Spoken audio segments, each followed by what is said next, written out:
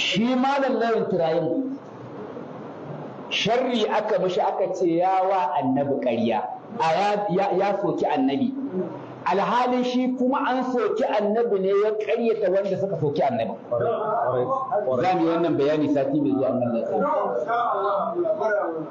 kuma in ka kalli abin da yake ka haka duk siyasa ce, kuma hatta da wasu malamai na ahlus sunna munafikai wanda suke goyon bayan demokuraɗiyya sai ka tana cewa zancen haka nan ne usulubi ne babu. Nan mun rigayi Dr.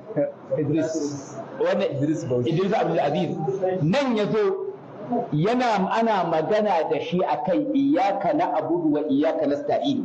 Gwamnan Bauchi ya sayo shi gaba saboda 'yan ɗariƙa sun zuga gwamnan Bauchi, shi kuma ba ɗan jam'iyyar shi bane. Shi gwamnan Bauchi ba zai zo ce dan bai yi ni bane nake ya kashi, sai ya hoke wai da addini, wai ya ce bai neman taimakon annabi. To naji kai da kake neman taimakon ya hana ka? Ya ce a neman taimakon annabi a abinda ko annaba ba su yi, Allah kaɗai ke da iko a rabban neman taimakon kowa sai Allah. Ya ce hujja shine Allah ne ya ce iyyaka na'budu wa iyyaka nasta'in. Manzon Allah ne ke cewa fa idza ta'anta fasta'in billah. Ahli sunna yan demokuraɗiyya masu kare demokuraɗiyya sai suka ce abin haka yake, amma dai usulubin da ya amfani da shi ne, shi so ake in za ka yi wa'azi ai ba to ka taɓa yin wa'azi kace kaza ƙarya ne, mai wannan ƙaryar yace ba zage shi ba. Tun da ake akwai wanda ya kai annabi ya wa'azi, mutane ne suka ce musu ya an zage su.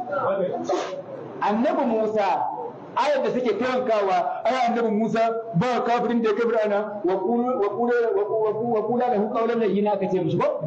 To a cikin qawlan layyinan din kana ne kawai annabi Musa da ya je Fir'auna lallashin shi sai ai Fir'auna sai an dage shi. A cikin qawlan layyinan da yace wa inni la adunnuka ya Fir'auna masudura, na tabbata kai batacce ne. Duk wanda kace mai batacce mi zai dauka kace mi kuma Fir'auna ce ma annabi Musa duk da kawai da yana din sai waɗannan mutane inna haulai da shubbi matun qalilun wa innahum lana laga'ibun, sun fusatar da mu. Me fusatar da su aka yi kaulan layyinan din ne. In dai ka gaya ma mutumin banza ka ce kaza ba daidai bane, duk usulubin ka sai ya dage ka, ba usulubi bane babu. A'a kai yanzu kana goyon bayan yan iska ne, ba ka fito ba zahiri ka ce ni na yi can wajen, in ka je ma ba sun karɓe ka ba sai ka rika wani gewe-gewe. Wannan demokuraɗiyya ɗin da aka baku mukamai karewa za ta yi. Gwamnonin da suka naɗa kasar